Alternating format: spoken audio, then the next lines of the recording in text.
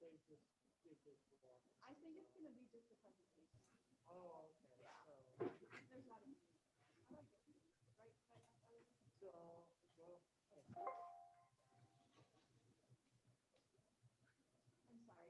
I'm sorry, Cole. I'm just like, I'm so frustrated with them. And even like Laurel's like, it's not working. I'm like, ah. Wow. So you just wait until they start talking. Okay. And then we can get extra postings. Yeah. Yeah, I don't think I need much, but I know how to set up. Hi, good morning. Hey, Tom, how are you? Good. Got Good. a bunch of folks in my class that are interested. Whoops. Oh, okay. That one. Ew. All right. Can you hear me? Yes. All right, good. And a much more comfortable thing. So I've got my whole class. I will turn this around. Huh? Do I need to? Okay, I'm just going to leave this right here. But there are 21 folks here Perfect. in the Fire Academy that want to find out about this. Some are seniors, Okay. but they're going to take it later on. But a bunch of them are juniors who want to take this next year. So Okay. I won't take up any more of your time. I'm going to mute, and if they have questions at the end, I'll unmute. Okay. Yeah, perfect. I don't see Ryan on here yet. So, All right. But yeah, please do encourage them to ask some questions. Okay. Well,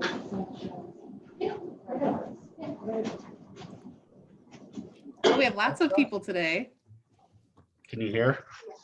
Let me turn the volume up. Maybe.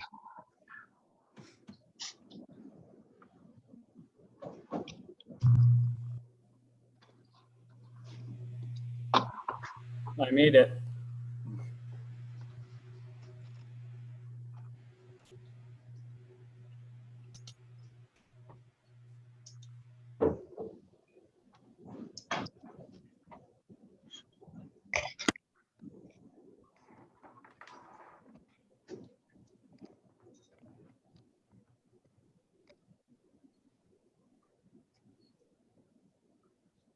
Hey, Ryan, are you there?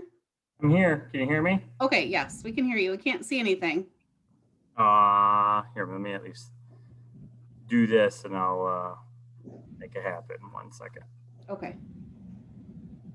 See if I can share it. Oh, it's not letting me share my screen.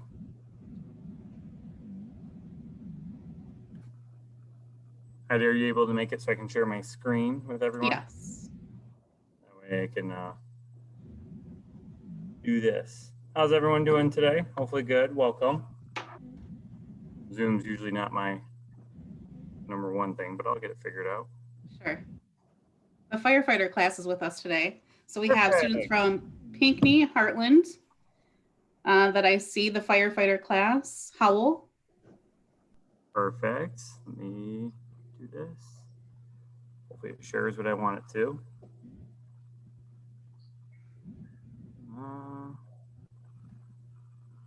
Is it sharing my slides? No. Let's see. Well, welcome everyone. I appreciate it. Let's see if I can get it to share so that way you guys can see some of the information I'll be providing. Let me open everything back up. So.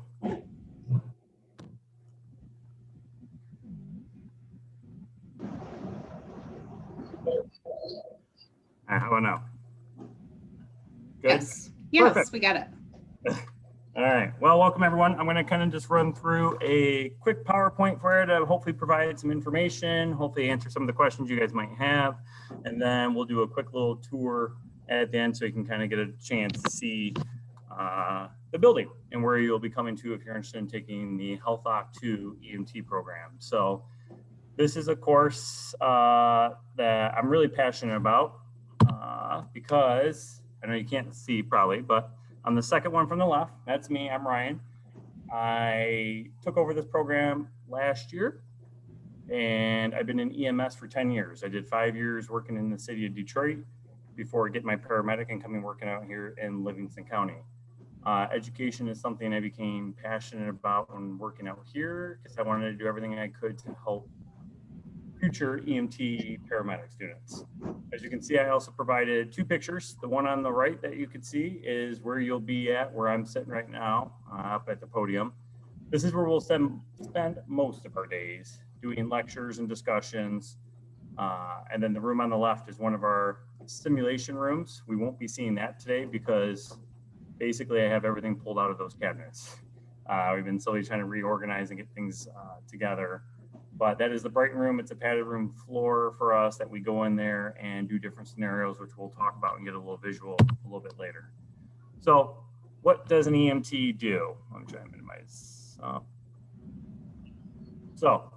Provide care and transport for the sick and injured. An EMT is someone, you don't have to just ride on an ambulance. Some EMTs will end up working with fire departments and use that certification to get a fire department, or they'll use it for hospital work or anything else. So it actually provides a good opportunity to get into the field and try to determine what you want to do, because we do such a wide variety of anatomy, physiology, treatments. We go over every type of different organ system in the body. We discuss all the different anatomy. So in treatments, so you'll learn something if you're interested in, we have a kid currently in the class that wants to be an orthopedic surgeon, and he loves it because it gives him an opportunity to dive deeper into more of the anatomy and physiology and what happens if there's a trauma, blunt or penetrating trauma that is inflicted onto the body. As I said, some people use it as a stepping stone to either go advance their career to become a paramedic. Some will use it that they want to help prepare to become a nurse. Some want to become a flight nurse. So this is actually a really good option for you to get on a helicopter and use these steps that you can take advantage of. As I mentioned, a surgeon or a physician is another popular one. PA school does look at number of hours that you have with patient contact. So this is another good opportunity for a lot of people to get, a lot of students to be able to get their EMT and go out there and start getting that patient contact hours. Medical sales is another opportunity as well. So what does it look like? What's the average or breakdown? I wish I could say a lot more was definitely done by the practical portion, but a lot of it is you understanding the text and reading it. We need to know what we are looking for. So it comes a lot for our assessment.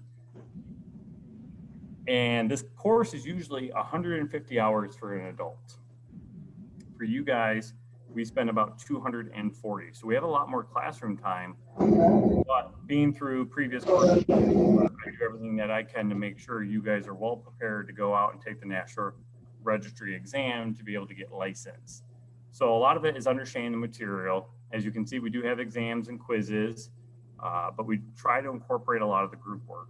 I have found that doing this a lot of study time or skills practicing can be accomplished if you're working in your group. So we are able to perform fun simulations. I'll try to move the box out of the way. This is one of the rooms on the left for the simulation room where we're doing a patient assessment and going through and evaluating and identifying there's certain things we need to be on the lookout for, opening the airway. Top right is things that we play with called airway mannequins. One of our current students is ventilating the patient at this point in time, airway management, which becomes very important skill that you'll have to learn during the program. And then the bottom right was actually from last year, pre-COVID. We were able to get out and practice with the county tactical team or SWAT team. Some of the students got to come out and play patients for them to work on and assess. And they thought it was a lot of fun to be around the TAC team. A lot of them ended up getting their medical license and going off and working as EMTs or in a nursing school already. So I think it's a great kind of start a transition and follow up with some former students that really enjoyed the program. Why join? It's hard work, but entirely worth it.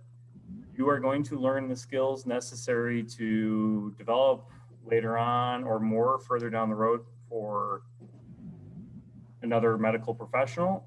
But at the very least, you're ending up with a knowledge base that can help you in any situation. You are going to learn a lot of different things from life-saving skills. We do cover things like CPR, but we also talk about splinting. We talk about airway management, as I mentioned, respiratory distress patients, diabetes, strokes, things like that, that you'll be able to utilize and recall that information. Whether you end up getting into the medical field or not, it is still great information to know. Hopefully one day intervene. Lots of opportunity for extra credit. That's always a fun. I know a lot of students like that. It's very upset. It is, but everyone always likes to ask how much they're getting. Most schools give third hour free for driving. We kind of kept this one in here from last year. A lot of the other schools besides Howell will incorporate an online course now or an hour free to be able to get back and forth between class. Save someone's life. Today, clinicals offer hands-on experience. You will be required to get out there in the field and complete clinicals. We used to be able to go into the hospital. Prior to COVID, was mandatory to do 12 hours in an ER. So you'd go into an ER, work alongside the nurse for a 12-hour shift. You'd start assessing patients, taking vital signs, which was great. But with everything with COVID, you pretty much will do all 3 of your clinicals or more if needed on an ambulance, which is great because you'll actually be riding here with Livingston County paramedics. You'll be going on real calls, seeing real patients, getting your hands-on experience. Lots of time to read the chapter and lots of group work, as I already mentioned, but a lot of the work is you have to put in the time and the effort at home. I can't sit here and read every page word for word. I believe the book is 2,000 pages roughly. So as much as I'd love to sit and read it all to you, it's kind of takes a lot of your own doing to be able to learn and understand the information for us to polish up those skills in the classroom. And as a special treat, everyone at the end of the year gets to, not everyone, the highest graded student at the end of the class will be able to start an IV. Has always been a tradition here to allow the person with the highest grade to attempt an IV on the instructor at the end of the class. It definitely pushes some. The requirements to get in or to at least be able to do your third rides, you need the proof of immunizations. You need to have immunization record on hand before you even get onto the ambulance, because we need to make sure you're vaccinated in certain areas. Are willing to receive industry required immunization like hepatitis B immunization. You'll also have to do a TB test as well. And then you'll definitely, to be able to get into the field, have to be able to pass a drug test and background check. So if you might have some incidents or interactions with the police department, it might not be best. You might want to do some research before you end up taking this course. So to join this course, Health Oc 1 needs to be completed. You can take the fire route, which a lot of my students this year did from last year, which I think is great. I think Captain Kursky does a really good job of developing his firefighters and preparing them to come into this program. AMP is another great step for you to be able to get and understand a lot of the information before coming into, or if there's a career developmental, what we're trying to get more into, allowing those people that have made the decision later and thinks they want to do this as a career, being able to still apply and hopefully make it in. Also, it's fun. This is a fun course. As you can see, this is at Halloween. My students were able to, we did a dress up day on Halloween. Students from earlier in the year, as we took class pictures, decided to get a little goofy, but this is the environment that we need here to be able to get along and get through some of these tough discussions that we need to have. But I think a lot of kids end up enjoying it and getting a lot from it. So you'll be here with me every day, Monday through Friday. I do have one Saturday that we meet, and that is in May for the final practical. Those will be only required for the students that are passing or on the verge of passing. 80% is needed to be able to make it to the list for the National Registry. I know I mentioned the National Registry. Taking this course for the National Registry will allow you to go to any state in the United States to be able to get your EMT license and work. So you'll be able to complete the class, or take this National Registry test that all the states in the United States recognize, and then from there you'll be able to apply for a license. So last year I had one of my students go to Alabama. She took the National Registry and got her license in Alabama to help work during college on an ambulance. She is currently working towards becoming a doctor. And a great opportunity for her to be able to utilize that opportunity that we had here during the senior year and continue on with it to help her during years of college. pretty much it. College credit can count for college credit. We do through LESA get the approval for certain colleges in the area that do accept the class or the certification as college credit. I believe off the top of my head, it's up to 10 credit hours, which is good because a lot of students will take that and go right into a paramedic program. Any questions for me? I know I went through it quickly, hard on time. I apologize. So I'm going to kind of walk through and kind of show you guys a little bit. I know you're only going off of my camera, so I'm going to do the best I can. But as I mentioned in the class, this is where you guys will come in most of the days and kind of see everything. I'll walk with this so that way you can kind of see it all. My students right now are actually down in some of the simulation rooms, which we'll head down to be able to give you guys a little bit better of a look. But we are here at the Livingston County EMS buildings, so this is an active EMS base. We do share it with survival flight, so usually every morning about 7:45 a.m. you can hear the helicopter start up and they run their engines to get started, and sometimes they might take off for a call. This is one of our simulation ambulance. This is our simulation ambulance that you can come in here and start practicing some of your skill sets like you would in the field and being in a close environment. So this gives the students the opportunity to get an idea of what it's going to be like being in the back of an ambulance. I wish we could rock it and make it move, but that's not possible yet. So, and then all the students are down here currently working. There's some of them, but I'm going to take you guys through the back room so you can kind of see some of the simulation rooms. While I head back, is there any questions so far? We do have just a couple minutes, so I wanted to just encourage anybody, if they have a question, you can put it in the chat or just unmute yourself and ask away. Like I said, some of the simulation rooms, as you can see, students are actively working, performing different assessment skills. This is a back area room where I could sit back here and run them through a scenario and see what they're doing and monitor them without having the fear of me looking over their shoulder. There's a two-way mirror, so a lot of times they think they're looking at the mirror and don't realize I'm sitting back here. That's tricky. It's fun. It's different. Right. You can sit here and monitor all the groups working and, you know, see if they're doing the job and doing the work that they're needed to. So. Sure. But So, like I said, I'm very excited about this. We've done a lot, not only for the EMT students, but as an organization, we have hopes to bring a paramedic course here, hopefully our first one in the fall, which I have about 10 to 15 students right now in my current class, very excited for, as they found a big passion in the EMS field and want to continue with that path. So trying to do stuff like that is very rewarding and exciting for me. So sure. And I guess to wrap up, Ryan, can you tell them why you would encourage them to take this in high school as opposed to waiting until later? I know you mentioned a couple of things, but just to recap. So I took it in my early 20s. I had to spend about $1,500 to do it and dedicate all the time and energy. Like I said, crammed it in about 150 hours.